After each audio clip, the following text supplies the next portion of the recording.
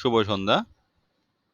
Subs garment tech online education চ্যানেলের পক্ষ থেকে সবাইকে স্বাগতম। আজকে আমাদের আলোচ্য বিষয় হচ্ছে ডিফেক্টস ক্লাসিফিকেশন লিস্ট। অর্থাৎ আপনারা আমাদের গার্মেন্টসে আমরা নর্মালি যত ধরনের ডিফেক্ট পাওয়া যায় সবগুলো ডিফেক্টসকে আমরা 3 ধরনের ক্রাইটেরিয়া ভাগ করে থাকি। একটা হচ্ছে ক্রিটিক্যাল, একটা হচ্ছে মেজর, একটা মাইনর। এটা সম্পর্কে আপনারা সবাই জানেন। তো ক্রিটিক্যাল ডিফেক্টসগুলো কোনগুলো? ক্রিটিক্যাল ডিফেক্টস হচ্ছে যে সমস্ত ডিফেক্টস প্রোডাক্টের এন্ড ইউজার যারা ওনাদের ক্ষতি হতে পারে, সেলসের উপর এফেক্ট আসতে পারে, এই ধরনের সেফটি ইস্যু হতে পারে, এই ধরনের ডিফেক্টগুলোকে আমরা সাধারণত ক্রিটিক্যাল বলে থাকি। মেজর ডিফেক্ট কোনগুলো? যে ধরনের প্রোডাক্টের ডিফেক্টগুলো থাকলে, যে ধরনের ডিফেক্টগুলো সাধারণত সেলসের উপরে এফেক্ট করার সম্ভাবনা কম থাকে, কিন্তু এন্ড ইউজের প্রবলেম হতে পারে, কোনো সেফটি ইস্যু কিন্তু থাকতে নাও পারে। সেফটি ইস্যু থাকবে না, কিন্তু কোয়ালিটি রিলেটেড ইস্যু থাকতে পারে, মেজারমেন্ট রিলেটেড ইস্যু হতে পারে, অথবা ওয়্যারে প্রবলেম হতে পারে এন্ড ইউজারের, এবং ফিটে প্রবলেম হতে পারে, এবং কোয়ালিটি রিলেটেড ইস্যু হতে পারে। এই ধরনের ইস্যুগুলোকে আমরা মেজর বলে থাকি। মাইনর ডিফেক্ট কোনগুলো? যেটা কোনো সেলসের এফেক্ট আসবে না, এবং ও ধরনের বেশি এন্ড ইউজার যারা আছে ওনাদের ফিটিংস এবং কোয়ালিটি রিলেটেড বেশি প্রবলেম হবে না, জাস্ট অ্যাপিয়ারেন্স গতভাবে সামান্য প্রবলেম হতে পারে এন্ড ইউজারের। এই ধরনের ডিফেক্টগুলোকে আমরা নর্মালি মাইনর ডিফেক্ট হিসেবে কাউন্ট করে থাকি। তো আমরা আসুন আমাদের প্রত্যেকটা সেকশন ওয়াইজ আমরা কোন ধরনের ডিফেক্টগুলোকে ক্রিটিক্যাল, কোন ধরনের ডিফেক্টগুলোকে মেজর, কোন ধরনের ডিফেক্টগুলোকে মাইনর হিসেবে কাউন্ট করব, সেই ব্যাপারে আজকে আমাদের আলোচনা। নর্মালি আপনারা জানেন যে ধরনের ডিফেক্টগুলা safety related, customs regulation related, এই সকল ধরনের ডিফেক্টগুলোকে আমরা সাধারণত ক্রিটিক্যাল বলি। আমি প্রথমেই বলছিলাম যে ক্রিটিক্যাল ডিফেক্ট কোনগুলো? যে ধরনের ডিফেক্টগুলা রেগুলেশন রিলেটেড, মানে আপনার কাস্টমস রিলেটেড ইস্যু হতে পারে, এন্ড ইউজারের ইস্যু হতে পারে, সেফটি ইস্যু হতে পারে, সেলসের উপরে এফেক্ট আসতে পারে, এই ধরনের ডিফেক্টগুলোকে আমরা ক্রিটিক্যাল ডিফেক্ট বলি। তো এখন ক্রিটিক্যাল ডিফেক্ট কোনগুলো আমরা যদি এখন সেকশন ওয়াইজে গিয়ে আমরা গো থ্রু করি। প্রথমে হচ্ছে প্যাকেজিং, মানে একটা আপনি ইন্সপেকশন করার সময় আপনি নর্মালি 3 ধরনের ইন্সপেকশন করবেন। একটা হচ্ছে প্যাকেজিং ইন্সপেকশন, তারপর হচ্ছে ওয়ার্কম্যানশিপ ইন্সপেকশন, তারপর হচ্ছে আপনার মেজারমেন্ট অডিট। নর্মালি আমরা এই 3 ধরনের অডিট ফাইনাল ইন্সপেকশন বা একটা ইন্সপেকশন করে থাকি। তো প্রথমে আপনি যে প্যাকেজিং ইন্সপেকশনটা করবেন, প্যাকেজিং ইন্সপেকশন করার সময় আপনাকে কি কি দেখতে হবে? প্রথমে আপনাকে দেখতে হবে বক্সের শিপিং মার্ক ঠিক আছে কিনা, মেইন মার্ক ঠিক আছে কিনা। এগুলো আপনাদের যখন আমরা সেকশন ওয়াইজ অথবা আপনি স্টেপ বাই স্টেপ যখন ইন্সপেকশন নিয়ে আপনাদেরকে বিস্তারিত আলাপ করব, তখন আমাদের এই সমস্ত ইস্যুগুলো নিয়ে ডিটেলস আলোচনা করা হবে। এই সমস্ত সেকশনের এসওবি নিয়ে ডিটেলস আলোচনা করা হবে। আজকের ডিফেক্টস ক্লাসিফিকেশন লিস্টটা এই কারণে আপনাদেরকে আলাপ করছি, আমাদের যে সুইং সেকশন, কাটিং সেকশনের কোয়ালিটি শেষ, ফেব্রিকের কোয়ালিটি শেষ, ট্রিম সেকশনের ইন্সপেকশন কোয়ালিটি শেষ।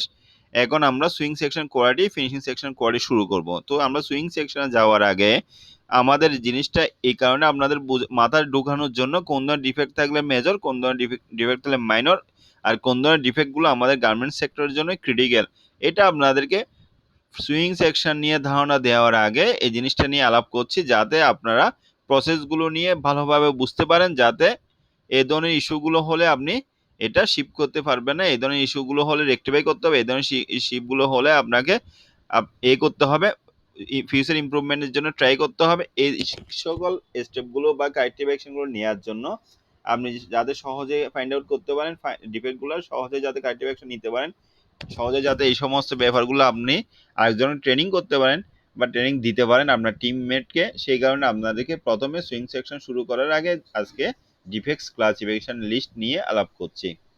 তো এখন আমাদের যে জিনিসটা সেটা হচ্ছে আপনি যখন প্যাকেজিং চেক করবেন বা কার্টন চেক করবেন, কার্টনের সমস্ত ডিফেক্টটাই কিন্তু ক্রিটিক্যাল।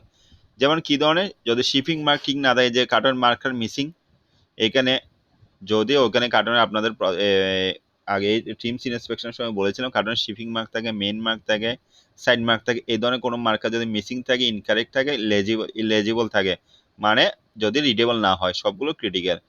কার্টন টাইপ বা সাইজ যদি নট স্পেসিফাইড হয়, মানে কার্টনের টাইপ এন্ড সাইজ যদি ক্লিয়ারলি ওখানে শিপিং মার্কের মধ্যে দেওয়ার দরকার ছিল কিন্তু দেয়া নেই, ওটা হলে ক্রিটিক্যাল। কিন্তু আর যদি আপনার জন্য শিপিং মার্কের মধ্যে বা মেইন মার্কের মধ্যে কার্টন সাইজ দরকার নেই, সেক্ষেত্রে আপনি কি দিতে হবে। যদি আপনার দরকার না থাকে তাহলে আপনি দিবেন না। সে ব্যাপারে কিন্তু ক্রিটিক্যাল, মেজর, মাইনর আসবে না, তখন হবে এনএ। ঠিক আছে। কার্টন ড্যামেজ, আপনি যদি কার্টন যদি ড্যামেজ হয় ক্রিটিক্যাল, এবং কার্টনের কোয়ালিটি হতে হবে আপনার টিম ইন্সপেকশনের সময় আপনাকে বলেছিলাম কার্টনের কোয়ালিটি কি ধরনের হতে হবে, এই ধরনের কার্টনের ড্যামেজ থাকলে ক্রিটিক্যাল।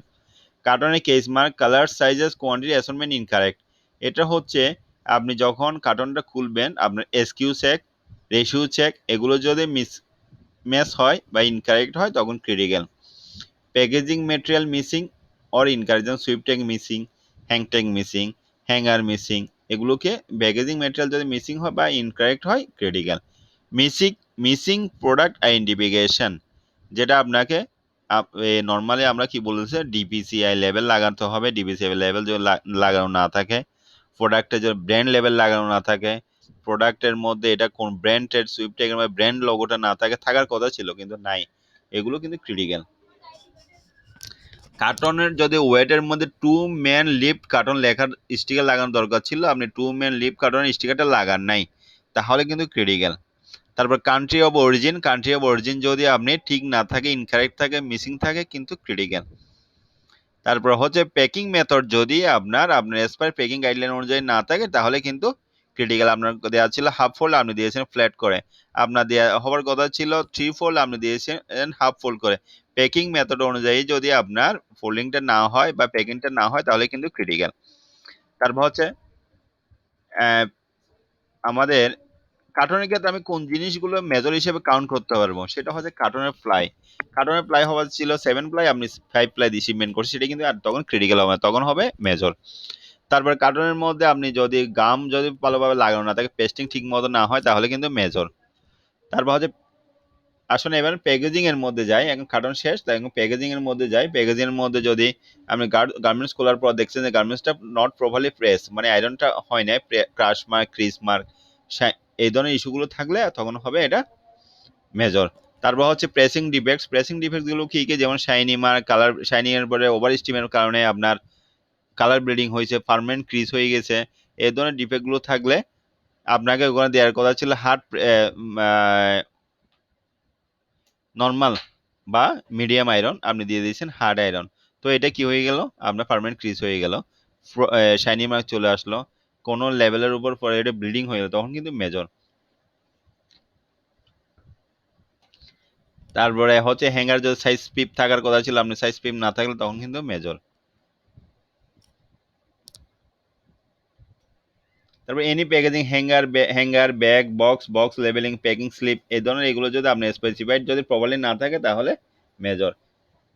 আর যদি প্রাইস ট্যাগ, একটা জিনিস এখানে হচ্ছে price printing on price tags, labels and packing slip, এখানে যদি প্রাইস ট্যাগের ব্যবহারগুলো হচ্ছে ইনকারেক্ট প্রিন্টিং, মানে আপনার প্রিন্টিংটা ভুল হয়েছে প্রাইস ট্যাগের মধ্যে, পড়তে পারছে না, তখন কিন্তু মেজর। কিন্তু রং হলে কিন্তু ক্রিটিক্যাল, এই জিনিসটা মাথায় রাখতে হবে। যদি আপনার সাপোজ একটা প্রাইস হওয়ার কথা ছিল 15, আপনি 15টা পড়া যাচ্ছে না, কিন্তু তখন হবে মেজর। আর যদি 15টা যদি 17 হয় তখন কিন্তু ক্রিটিক্যাল। আর যদি এখন দেখেন যে আপনার টোটাল প্রাইসটা রং করে ফেলছে বা ইনকারেক্ট করে ফেলছে, তখন হবে ক্রিটিক্যাল। আর পড়া না গেলে তখন হবে মেজর। তারপর পলি ব্যাগ যদি ড্যামেজ হয় তখন হবে মেজর। এবার আসেন আপনার গার্মেন্টস খোলার পর প্রথম আমি ফেব্রিক রিলেটেড যদি ডিফেক্টগুলো পাই তাহলে আমি কোনগুলোর মেজর কোনগুলো মাইনর হবে। ফেব্রিক রিলেটেড সবগুলো ডিফেক্ট আমরা মেজর হিসেবে কাউন্ট হবে, সেটা গার্মেন্টসের এজন বিজনের মধ্যে। এবং সেটা যদি আপনি অ্যাপিয়ারেন্সের উপর এফেক্ট আসবে, লেন্থ উইথ, সেটা আপনাকে বুঝতে হবে আমি কতটুক থাকলে এখানে কোনো ফেব্রিক্সের মধ্যে এই ধরনের ডিফেক্টগুলো আপনার কোনো মাইনর হিসেবে কাউন্ট হবে না, এই জিনিসটা মাথায় রাখতে হবে। তো আরেকটা জিনিস হচ্ছে যে ফেব্রিকের ডিফেক্ট আছে, যেমন সাপোজ একটা নট, তো নটটা আপনার গার্মেন্টসে ইনসাইডে দেখা যাচ্ছে বা আউটসাইডে কোনো ভিজিবল হয় না, সেটা কিন্তু তখন আপনি কিন্তু মেজর হিসেবে কাউন্ট করবেন না, তখন আপনাকে এটা মাইনর হিসেবে কাউন্ট করতে হবে, কারণ সেটা সেলসেরও এফেক্ট আসবে না, কাস্টমারেরও এফেক্ট আসবে না, ওয়ারেরও কোনো এফেক্ট আসবে না। সেক্ষেত্রে আপনার যদি আপনি এন্ড ইউজার বা কাস্টমারের এফেক্ট আসে কয়েক ওয়াশের পর, হয় নটটা ওখান থেকে আস্তে হোল হতে পারে বা ডিফেক্ট হতে পারে, সেই কারণে কাস্টমার বা এন্ড ইউজারের খুব মিনিমাল ডিফেক্ট হওয়ার সম্ভাবনা থাকবে, বিধায় এই ডিফেক্টটাকে আমরা মাইনর হিসেবে কাউন্ট করব। পরিষ্কার? তো আর বাকি সব ধরনের ফেব্রিকের রিলেটেড সমস্ত ডিফেক্টকে আমরা কি বলবো, মেজর হিসেবে আমাদের কাউন্ট করতে হবে।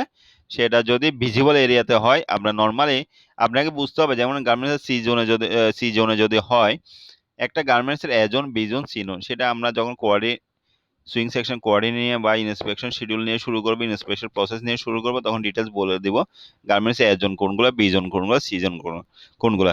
যদি সি জোনের মধ্যে হয়, ভিজিবল এরিয়াতে না হয়, এবং সেটা আপনার এন্ড ইউজারের ক্ষেত্রে তেমন কোনো এফেক্ট না আসে, সেই ধরনের ডিফেক্টগুলো আপনি, ফেব্রিক রিলেটেড ডিফেক্টগুলোকে আপনি মাইনর হিসেবে কাউন্ট করতে পারবেন। যেমন মাইনর হিসেবে ফেব্রিকের মধ্যে কি আপনার এটা নিট না ওপেন, আপনার ডকুমেন্টসে স্ট্রাকচারে বলা হয় নাই এটা কি নিট নাকি ওপেন, তখন কিন্তু মাইনর। কারণ এটা তো আপনার লিখা নাই বা স্ট্যান্ডার্ড বলা হয়নি এটা কি নিট না ওপেন। এটা নিয়ে আপনার এন্ড ইউজারের কোনো ইস্যু হবে না, সেলসের কোনো ইফেক্ট আসবে না। এটা ডকুমেন্টের একটা ইস্যু, সেই কারণে আপনাকে এটা মাইনর হিসেবে কাউন্ট হবে। Mismatch, stripe and flat, side seam, যেমন মিসম্যাচ সাইড সিমে ম্যাচিং করার কথা ছিল, আপনার এখানে ম্যাচিং করেন নাই, সেটা আপনি 1.8 to 1.4 পর্যন্ত মাইনর, এর উপরে গেলে আপনাকে মেজর হিসেবে কাউন্ট করতে হবে। আর স্কিউনেস, বোয়িংনেস, সবগুলো ডিফেক্ট কিন্তু সবগুলো কি আপনাকে মেজর হিসেবে কাউন্ট করতে হবে। যেমন দেখেন, solid or step over half inch side to side সব lines over 3 inch side to side soft home, মানে স্কিউনেস, বোয়িংনেস যদি থাকে হাফ ইঞ্চির উপরে নর্মালি, তখন মেজর হিসেবে কাউন্ট হবে। এর ছোট হলে 1.8 to কোয়ার্টার পর্যন্ত আপনি মাইনর হিসেবে কাউন্ট করতে পারেন। যদি পুয়ার মেন্ডিং হয়, মানে কনস্টিটুয়েন্সি রিপেয়ার যদি হয়, পুয়ার মেন্ডিং হলে মেজর। যদি স্টেপ যদি মিসম্যাচ হয়, যেমন পকেটের ক্ষেত্রে যদি হয়, হরিজন্টাল হওয়ার কথা ছিল ভার্টিক্যাল হলে কিন্তু স্টেপ মিসম্যাচ আপনাকে জোন ওয়াইজ, এখানে যদি মনে করেন আপনাকে বলছিলাম সাইড সিমে যদি 1.8 থেকে কোয়ার্টার পর্যন্ত হয়, আপনি মাইনর হিসেবে ট্রিট করতে পারবেন। আর সাইড সিমের যদি আপনার স্টেপ মিসম্যাচ ওভার 1.4 হয়, তখন আপনাকে মেজর হিসেবে কাউন্ট করতে হবে। আর পকেটের ক্ষেত্রে কিন্তু 1.8, কারণ পকেটের হচ্ছে আপনার দর্শনীয় বা একদম শ্রেষ্ঠে, সেই কারণে আপনার জোনের মধ্যে থাকবে বিদায় আপনি জোনের মধ্যে এই সমস্ত জায়গায় আপনাকে যে সমস্ত জায়গায় অ্যাপিয়ারেন্স বা এট এ গ্লান্স মানুষের চোখে পড়বে কাস্টমারের, সেই সমস্ত এরিয়াগুলোতে আপনার 1.8 পর্যন্ত আপনি অ্যাকসেপ্ট করতে পারবেন মাইনর হিসাবে। আর উপরে গেলে আপনাকে এটা মেজর হিসেবে কাউন্ট করতে হবে। তো components and trims, component and trims হচ্ছে কি, কম্পোনেন্টস এন্ড ট্রিমস হচ্ছে আনঅ্যাপ্রুভড কম্পোনেন্টস বা এলিমেন্ট যদি আপনার গার্মেন্টসে পাওয়া যায় বা ইউজ করেন, সবগুলো মেজর। যেমন আপনার গার্মেন্টসের মধ্যে একটা সুইং টেক হওয়ার কথা ছিল না, আপনি সুইং টেক লাগিয়েছেন, লেভেল হওয়ার কথা ছিল, লেভেল লাগিয়েছেন, এগুলো কিন্তু হওয়ার কথা ছিল না কিন্তু লাগিয়েছেন, এটা কিন্তু মেজর। আনঅ্যাপ্রুভ বা ফরেন এলিমেন্টস, তখন কিন্তু মেজর। আর যদি হয় লাগানো দরকার ছিল, লাগান না, তখন কিন্তু তখনও মেজর। এই জিনিসটা মাথায় রাখতে হবে। যদি আপনার প্রয়োজন ছিল, এজ পার ডকুমেন্টসে আপনার লাগানোর কথা ছিল এক্সেসরিজ গুলো, কিন্তু লাগান নাই, তখনও মেজর। আনঅ্যাপ্রুভ মানে আপনি কোন বা ফরেন এলিমেন্টস মানে আপনার দরকার নাই কিন্তু তবু লাগিয়েছেন, সেগুলো মেজর। এবার আসেন আনঅ্যাপ্রুভ বলতে আমি কি বুঝবো। আনঅ্যাপ্রুভ বলতে যেমন আপনার জিপার, স্ন্যাপ বাটন বা বাটন, আপনাকে জিপার নেওয়ার কথা ছিল একটা ব্র্যান্ডের, আপনি ওটা ওই ব্র্যান্ডের একটা কাস্টমারের 3টা ব্র্যান্ডের জিপার নমিনেট করা আছে, আপনি ওই ব্র্যান্ডের জিপার না লাগিয়ে আপনি আরেকটা ব্র্যান্ডের, আপনার ইচ্ছে মতো একটা ব্র্যান্ডের আপনি জিপারটা লাগিয়ে দিলেন, তার মানে হচ্ছে এটা আনঅ্যাপ্রুভ কম্পোনেন্টস। তো এই সমস্ত এই জিনিসগুলো আপনি লাগাতে পারবেন না, ঠিক আছে। তখন এটা মেজর হিসেবে ডিফেক্ট কাউন্ট হবে। এনে যদি any specified trim or component missing, damage or not operation as intended, snaps would not snap, মানে তারপর হচ্ছে আমরা যে সমস্ত যদি আমরা জিপার বাটন এগুলো যদি ফাংশনাল না হয়, তখন কিন্তু মেজর। যেমন আমরা জিপার আছে, সে জিপারটা রানার ফুলার দিয়ে ফাংশন করা যাচ্ছে না, ওপেন ডু আন্ডু হচ্ছে না, তখন কিন্তু মেজর। বা স্ন্যাপ বাটন আপনি ডু আন্ডু হচ্ছে না, তখন কিন্তু major. Rivet, snap, clasps, grommet any closure device which is defective, damage, incorrectly place, এটা হচ্ছে রিবেট, স্ন্যাপ, ক্ল্যাপস, গোমেট এই সমস্ত যদি ড্যামেজ থাকে অথবা ইনকারেক্টলি প্লেস থাকে, তখন আপনাকে প্লেসমেন্ট রং থাকলে এটা মেজর। তারপর যদি বাটন ভাঙা থাকে, বাটন ক্র্যাক থাকে, ডিসকালার থাকে, মিসঅ্যালাইন হয়, সবগুলো কিন্তু মেজর। তারপর হচ্ছে বাটনের স্পেস যদি ঠিক না থাকে, যেমন first button to second button, second button to last বাটনে যে বাটনের গ্যাপটা থাকবে, সেই বাটনের গ্যাপটা যদি প্রপারলি না হয়, তাহলে কিন্তু মেজর। যদি বাটনের শ্যাং দেওয়ার দরকার ছিল, শ্যাং দেয় না, তখনও মেজর।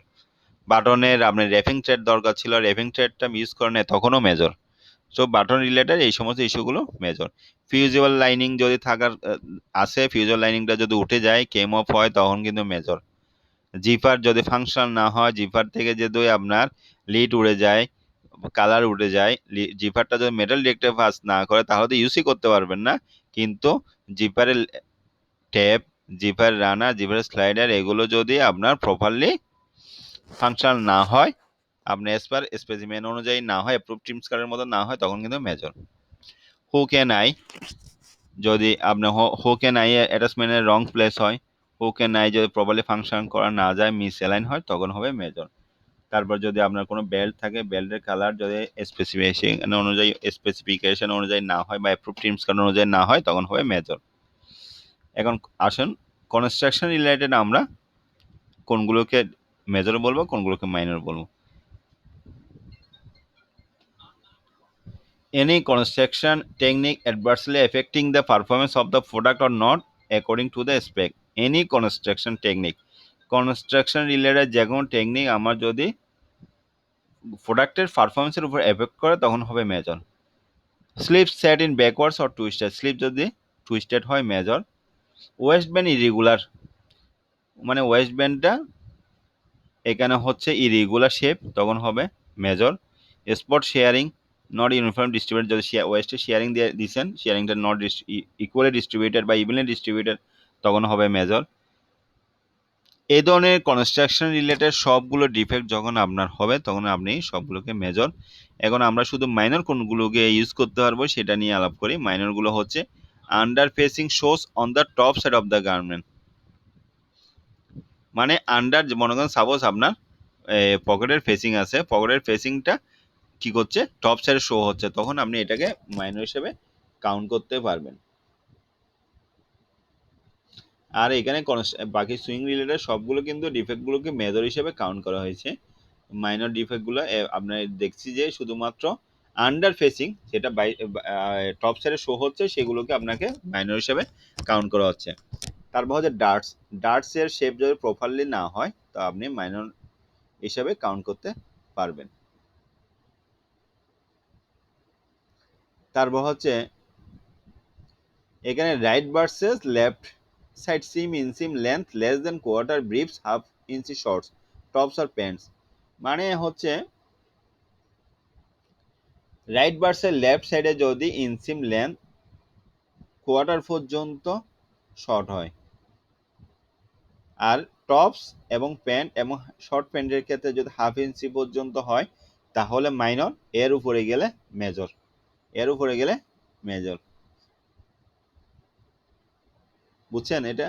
সেটা হচ্ছে যে মানে আপনার একটা লং প্যান্টে মনে করেন আপনি লেফট এবং রাইট লেগ প্যানেল দুটো সমান করার পরে যদি ইনকনসিস্টেন্ট হয় বা হাইকিং হয়, তখন সেটা যদি কোয়ার্টার ইঞ্চি পর্যন্ত হয়, মাইনর হিসেবে কাউন্ট করতে পারবেন। যখন কোয়ার্টার ইঞ্চির উপরে যাবে, তখনই সেটা আপনি মেজর হিসেবে কাউন্ট করতে হবে। তো এর মধ্যে ব্রিফের ক্ষেত্রে হচ্ছে কোয়ার্টার ইঞ্চি, আর শর্ট টপস অ্যান্ড প্যান্টসের ক্ষেত্রে হচ্ছে হাফ ইঞ্চি। তারপর একটা জিনিস হচ্ছে front bias placket set off grain, যদি প্লাকেটটা বায়াস হয়, মানে গ্রেনটা ফলো না করা হয়, তখন মানে হালকা যদি বায়াস থাকে, তখন আপনার গ্রেন লাইনটা তখন প্লাগেটে, ফ্রন্ট প্লাগেটে, তখন আপনি সেটাকে মাইনর হিসেবে কাউন্ট করতে পারবেন। তারপর হচ্ছে স্লিপ এবং armhole related defect, sleeve এবং আর্ম হোল রিলেটেড ডিফেক্ট সবগুলো মাইনর, কিন্তু সরি সবগুলো মেজর, কিন্তু মাইনর আপনি বলতে পারবেন কখন, কোয়ার্টারের ভিতরে যদি হয় মিস অ্যালাইনমেন্ট, যেমন sleeve head stitch showing on outside, স্লিপের হেড যেটা স্টিচটা কি হচ্ছে, বাইরে আউটসাইড হচ্ছে, মেজর। কিন্তু misalign underarm seam or side seam, যদি সাইড সিম বা আন্ডার আর্ম সিম যদি মিস অ্যালাইন হয়, কতটুকু পর্যন্ত মিস অ্যালাইন, কোয়ার্টার, তখন আপনি কি মাইনর, মাইনর হিসেবে কাউন্ট করতে পারবেন। এখন আনইভেন কাপ, আনইভেন কাপ কতটুক, কোয়ার্টার, মাইনর। কিন্তু যখন আমরা কোয়ার্টার উপরে চলে যাবে, তখন আপনার মেজর হিসেবে কাউন্ট করতে হবে। এখন টপ স্ট্র্যাপস আনইভেন, আরটা হচ্ছে আপনার top strap with difference of plus minus quarter, uneven cups এইখানে দেখেন প্রত্যেকটা কিন্তু কোয়ার্টার পর্যন্ত ওনার লিমিটেশন আছে। কোয়ার্টার পর্যন্ত যদি মিসঅ্যালাইন হয় তখন কিন্তু মাইনর, কোয়ার্টার উপরে চলে গেলে হবে তখন আপনাকে মেজর হিসেবে কাউন্ট করতে হবে। তো কলার বা কলার সেটিং লেভেল বা কাপ ডিফেক্টস, এখানে সবগুলো ফুলনেস, পাকার্স, টুইস্টিং সবগুলো কিন্তু মেজর। দেখছেন, শুধুমাত্র মাইনর ডিফেক্ট নিয়ে আলাপ করি আমি। মাইনর ডিফেক্টটা হচ্ছে যদি কট, five or other insert trim conspicuously uneven, loose or tight, যদি কোনো কিছু কট হয়, ফাইভ হয়, যদি আনইভেন হয়, লুজ হয়, টাইট হয়, আপনি মাইনর হিসেবে বলতে পারবেন। Under collar showing outside of top collar, নিচের লোয়ার পার্টটা উপরে শো করছে কলারের। Top stitch seams not balance top of bottom, মানে আপনার টপ স্টিচটা প্রপারলি ইভেন না। তখন center back neck seam not covered by collar, মানে সেন্টার ব্যাগের নেক সিমটা কলারটা দিয়ে কভার হচ্ছে না, তখন আপনি মাইনর হিসেবে কাউন্ট করা যাবে। তারপর হচ্ছে যদি কাপ ফেসিং এর ক্ষেত্রে আনইভেন, টুইস্টেড বা পুয়ারলি সুইং হয়। কাপের ফেসিং, নট কাপ আউটসাইড, কাপের যদি ইনসাইডের ফেসিংটা যদি আনইভেন হয়, টুইস্টেড হয় বা পুয়ারলি সুইং হয়, তখন আপনাকে মাইনর হিসেবে কাউন্ট করতে পারবেন। তারপর হচ্ছে কলার প্লাগের নট ব্যালেন্সড, কলার প্লাগের যদি ব্যালেন্স না হয় এবং সেটা যদি আপনার matching shoulder seams in the front of ফ্লাগার্স are more than quarter unbalance, যদি ব্যালেন্সটা কোয়ার্টার উপরে হয়ে যায় তখন আনব্যালেন্সটা, তখন আপনাকে মেজর হিসেবে কাউন্ট করতে হবে। যেমন পকেট ডিভাইস, পকেট ডিভাইসে যেটা প্রথম যেটা হচ্ছে স্টেপ থাকলে স্টেপ হচ্ছে 1/8 পর্যন্ত মাইনর বলতে পারবেন, দিতে পারবেন, আর 1/8 উপরে হলে কিন্তু আপনাকে মেজর হিসেবে কাউন্ট করতে হবে। তারপর হচ্ছে আপনার যদি শেপটা যদি প্রপারলি না হয়, যদি আপনার অফ শেপ হয় মেজর, অফ শেপ হলেই মেজর, ঠিক আছে। তবে আপনারা এটা ক্লিয়ারলি বলে দিবেন, একটু স্টাডি করবেন। এরপর পকেটের মধ্যে যদি ইনসাইডে যদি ফিউজিং থাকার কথা ছিল, পকেটের যদি ফিউজিং না থাকে কিন্তু মেজর। পকেটের যে আপনার ওটিভি থাকার কথা ছিল বা ইনফোর্সমেন্ট লাগানোর কথা ছিল পকেট কর্নারে অ্যাজ পার ফেব্রিকেশন অনুযায়ী, যদি ইনফোর্সমেন্ট না থাকে তখন মেজর। এখন বেল লুপস, বেল লুপস যদি হয় ড্যামেজ হয় মেজর। বেল লুপস শুধুমাত্র আপনি মাইনর বলতে পারবেন। স্ল্যান্টেড যদি হয় সেটা যদি আপনার অফ পারপেন্ডিকুলার অ্যালাইনমেন্ট 1/8 পর্যন্ত, ইনকারেক্টলি প্লেস এক্সেস কোয়ার্টার পর্যন্ত। এখানে যদি স্ল্যান্ডেড আমি 1/8 পর্যন্ত হয়, তাই সেক্ষেত্রে আপনি মাইনর, এর উপরে গেলে আপনার মেজর হিসেবে কাউন্ট করতে হবে। এটা যদি মিসপ্লেস হয়, যদি আপনার কালার বা থ্রেড কালার ঠিক না হয়, সবগুলো কিন্তু মেজর। তারপর হেমের ডিফেক্ট আসেন, হেমের স্লিপ যদি আনইভেন হয়, টুইস্টেড হয়, ফোরলি সুইং হয়, সবগুলো মেজর। বাইন্ডিং এবং ইলাস্টিক অর হেম যদি হয়, হেমের মধ্যে বাইন্ডিং, ইলাস্টিক অর হেম, এটা যদি উইথ আনইভেন হয়, প্রপারলি শেপ না হয়, তখন আপনি মাইনর হিসাবে কাউন্ট করতে পারবেন। এবং বাটন আর বাটন হোল ডিফেক্টস, বাটন এবং বাটন হোল ডিফেক্টস এর মধ্যে সবগুলোই মেজর। শুধুমাত্র আপনি একটা মাইনর হিসেবে কাউন্ট করতে পারবেন, সেটা হচ্ছে থ্রেডের শেড। থ্রেডের শেডটা আপনি মাইনর হিসেবে কাউন্ট করতে পারবেন বাটন এডাসের ক্ষেত্রে। যেমন আপনি রেড কালার, কিন্তু রেড কালার লাগাতে হবে, রেড কালারের মধ্যে মনে করেন অনেকগুলো শেড আছে, তার মধ্যে ওনারা যে শেডটা মেনটেন করছে সেটা আপনার অ্যাপ্রুভ টিমস কালারের সাথে যায় না, তখন আপনি মাইনর হিসেবে কাউন্ট করতে পারবেন। কিন্তু যখন কালার রং হবে, উনি রেড কালার দিয়ে না লাগিয়ে তখন উনি ব্লু কালার দিয়ে অ্যাড্রেস করছে, তখন কিন্তু মেজর। এই জিনিসটা বুঝতে হবে। আর বাটন এবং বাটন হোল অন্য সব ধরনের ডিফেক্টে হচ্ছে মিসঅ্যালাইন, রেক্ট edge, buttonhole too large এবং টু স্মল, সবগুলো এই ধরনের সবগুলো ডিফেক্টে কিন্তু মেজর।